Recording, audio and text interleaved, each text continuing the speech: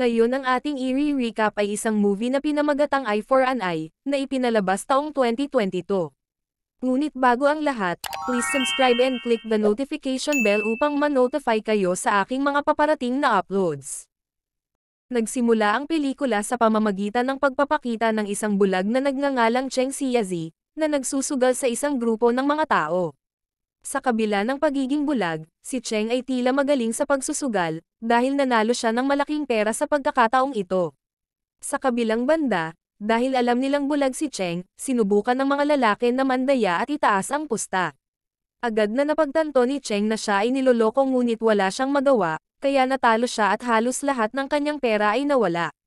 Nang kukunin na sana ng lalaki ang pera ni Cheng, dumating si He Qiufeng na siyang may-ari ng pasugalan, at agad na pinagalitan ang mga lalaki. Humingi si Feng ng tawad kay Cheng at hiniling na bumalik siya sa paglalaro. Gayunpaman, tumanggi si Cheng at piniling umalis mula roon. Habang nasa daan, hinarang si Cheng ng isang grupo ng mga lalaki, na walang iba kundi si Feng at ang kanyang mga tauhan. Hindi man niya nakikita, madali silang natalo ni Cheng.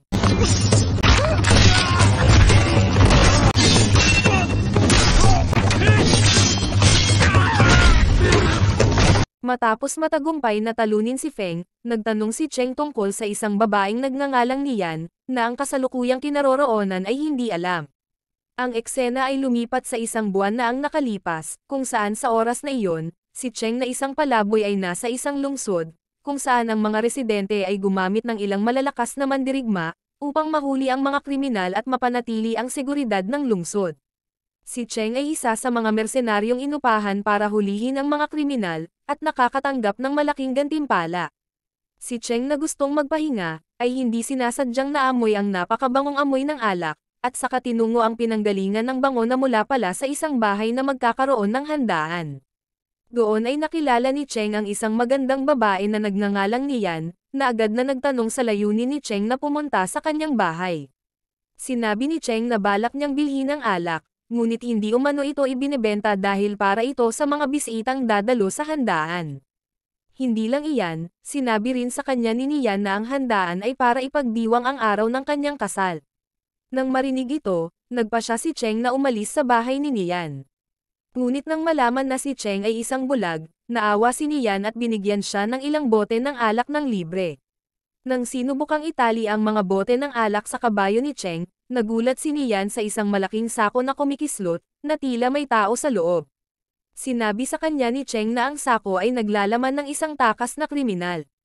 Inihayag niya na siya ay isang mandirigma na nanghuhuli ng mga kriminal para sa pera.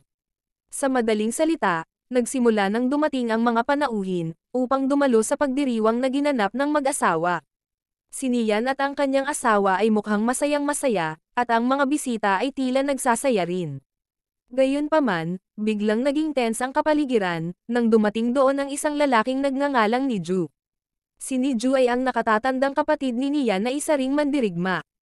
Sa halip na ipagdiwang ang kasal ng kanyang kapatid na may kagalakan, si Ni Ju ay kumilos ng nakakainis, na naging dahilan upang magdesisyon ang mga bisita na umalis sa kasal, hindi komportable na nandyan si Ni Ju. Nang makaalis na ang lahat, pumunta si Ni Ju kay Cheng na mag-isang nakaupo at umiinom. Sinubukan niyang takutin si Cheng, ngunit ang kanyang mga pagsisikap ay walang bunga, dahil ganap na hindi siya pinansin ni Cheng, at pagkatapos ay naglakad patungo sa kung saan nakatali ang kanyang kabayo, at natulog doon dahil sa sobrang lasing niya. Nang gabing iyon, nagising si Cheng at naglakad patungo sa lugar ng pagdiriwang, kung saan nakita niyang patay na si Ni Ju at ang asawa ni Nian.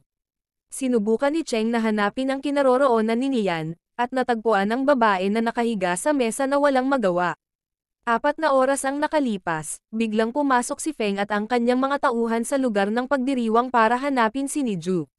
Ang amo ni Feng na isang lalaking nagngangalang Yu Wenying, ay nagutos sa kanya at sa kanyang mga tauhan na patayin si Ni Ju at ang asawa ni Nian.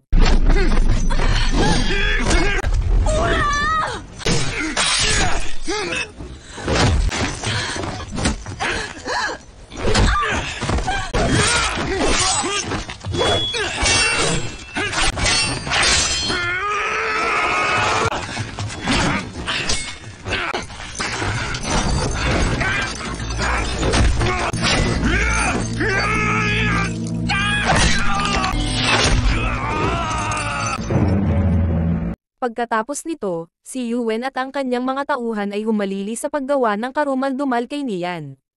Hindi nagtagal, sinubukan ni Cheng na gamutin si Nian, at nangakong tutulungan siyang maghiganti kay Yuen at sa kanyang mga tauhan. Kinabukasan, dinala ni Cheng kay Mr. Gao ang kriminal na kanyang naaresto. Si Gao ay isang county official, na namamahala sa pagpapanatili ng seguridad sa lungsod. Bilang karagdagan, sa kanyang pambihirang instincts, nagawang pigilan ni Cheng ang isang pagtatangkang pagpatay kay Gao na gagawin ng isa sa kanyang mga tauhan.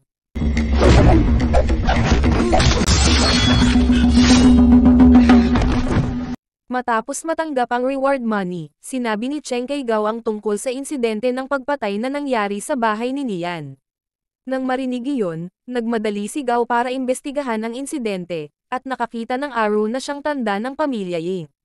Sinabi sa kanya ni Gao na si Yuen ay mula sa isang namumunong marangal na pamilya sa lungsod, at ayaw niyang makitungo kay Yuen.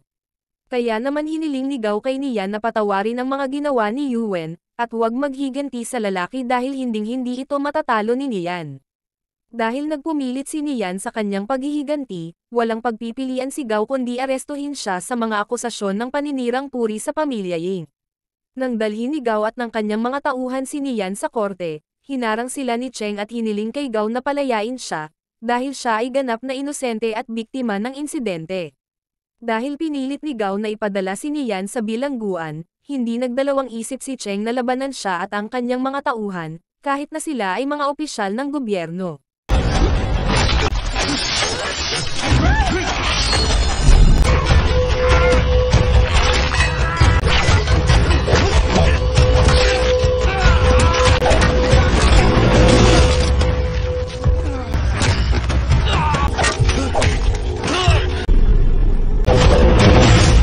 Matapos talunin si Gao at ang kanyang mga tauhan, pinalaya ni Cheng si Nian, at sinabihan siyang magmadaling umalis doon. Gayunpaman, nakiusap si Nian sa kanya na tulungan siyang maghanap ng hustisya sa Royal Capital, at pumayag si Cheng na tulungan siya. Sa wakas ay nakarating na sila sa Royal Capital, at nagpas siyang kumain habang nagpapahinga pagkatapos ng mahabang paglalakbay. Pagkatapos ng tanghalian, sinabi ni Nian kay Cheng na iuulat niya ang insidente sa mga puwersang panseguridad sa Royal Capital. Pagkatapos ay pinakiusapan siya ni Cheng na mag-ingat, dahil sa ngayon, kailangan niyang puntahan ng isang tao, kaya hindi niya maaaring samahan si Nian. Nakilala ni Cheng ang isang babaeng nagngangalang Chin na kanyang kapareha at madalas na nagbibigay sa kanya ng mahalagang impormasyon, na nagpapadali para sa kanya para mahuli ang mga kriminal. Ibinalik ni Cheng kay Chin ang pera dahil malaki ang naitulong nito sa kanya. Pagkatapos ay sinabi ni Chin kay Cheng ang tungkol sa isang bagong misyon upang mahuli ang isang high-profile na takas, na dating pinakamakapangyarihang kriminal sa lungsod.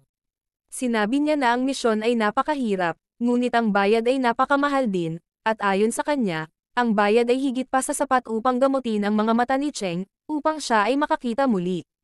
Hindi nagtagal, dumating ang isang lalaki sa tirahan ni Chin na may dalang isang sugatang lalaki. Ang sugatang lalaki ay isa pala sa mga bodyguard ng pamilya Ying. Sinabi ng lalaki na si Yuen ay nagpo-propose sa anak ni General Ko, at ang kanilang engagement party ay napakasigla. Ngunit pagkatapos, isang babae ang pumasok sa party at nasugatan si Yuen. Nang marinig ito, sigurado si Cheng na ang babaeng nanakit kay Yuen ay si Nian. Dahil tinawag ng lalaki si Nian na isang baliw na babae, tinuruan ni Cheng ang lalaki ng leksyon na huwag magsalita ng walang ingat. Alam ni Chin na kilala ni Cheng ang babaeng umatake kay Yuen, kaya binalaan niya si Cheng na iwanan ang babae at huwag makipag-ugnayan sa pamilya Ying, dahil ang pamilyang iyon ang pinakamaimpluwensya at may malaking kapangyarihan sa lungsod. Lalo na ngayon na pinalawak ni Yuen ang kanyang kapangyarihan, sa pamamagitan ng pakikipagtipan sa anak ni General Ko. Ngunit hindi pinansin ni Cheng ang babala ni Chin, at sa halip ay nagtungo sa lugar ni Yuen para hanapin si Nian. Gayunpaman, pagdating niya doon, hindi nahanap ni Cheng si Nian, na inaresto ni Yuen at itinapon sa bilangguan. Balik sa kasalukuyan, si Feng na wala nang magawa sa harap ni Cheng, ay sinabi kung saan nila itinago si Nian.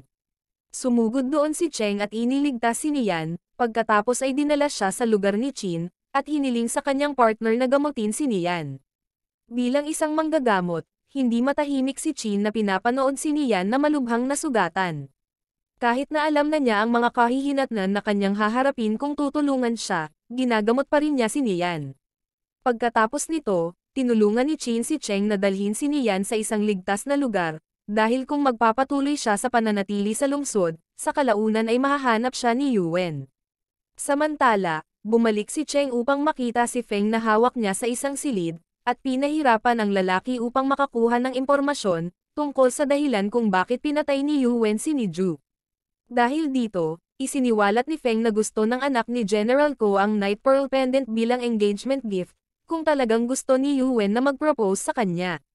Dahil doon, sinubukan itong hanapin ni Yuwen, na naging kayamanan pala ng yumaong si Emperor Han. Pagkatapos ay inutusan ni Yuwen ang isang grupo ng mga magnanakaw na kunin ang Night Pearl Pendant, na ibinaon kasama ng emperador. Dahil sa ayaw niyang malaman ng Empire ang pagnanakaw, pinapapatay ni Yuwen ang mga nagnakaw ng pendant, kasama na si Niju. Matapos makuha ang impormasyong ito, itinali ni Cheng ang leeg ni Feng gamit ang isang lubid na nakatali sa pinto.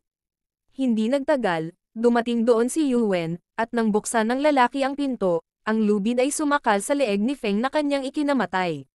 Matapos mamatay ang isa sa kanyang mga pinagkakatiwalaang tauhan, nagmamadaling imbestigahan ni Yuwen ang utak sa likod ng lahat ng nangyayari. Mabilis niyang nalaman na sangkot si Qin, kaya inutusan ni Yuwen ang kanyang mga tauhan na arestuhin siya. Pagkatapos ay tinanong ni Yuwen si Qin tungkol sa pagkakakilanlan ni Cheng, na nagpalaya kay Nian at pumatay sa kanyang mga tauhan.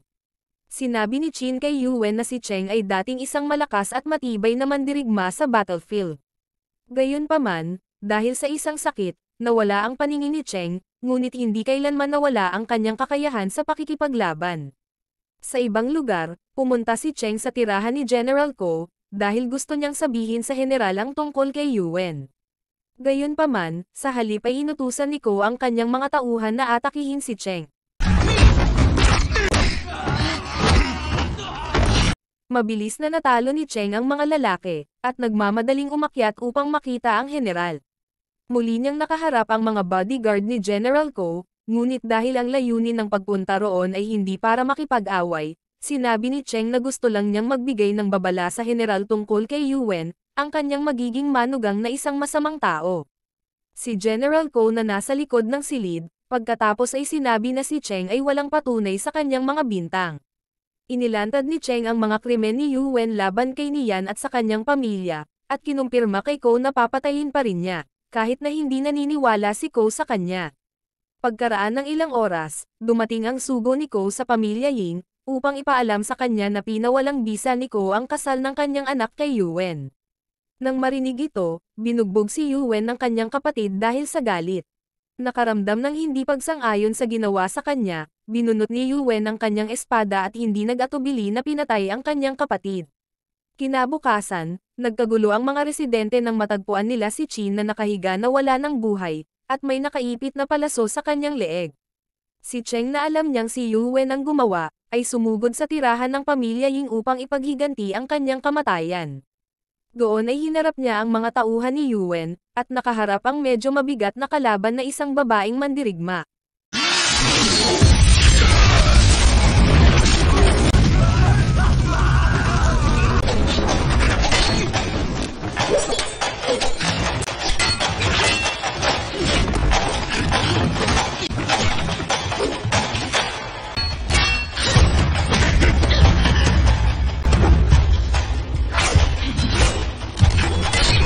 Kahit na matibay ang babae, sa wakas ay natalo siya ni Cheng.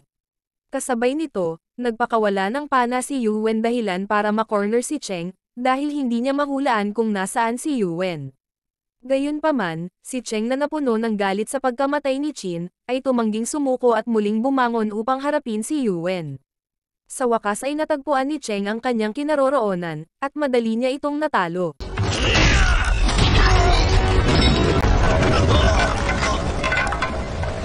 Nang subukan na tumakas ni Yuwen, sinaksak siya ni Cheng sa dibdib na kanyang ikinamatay.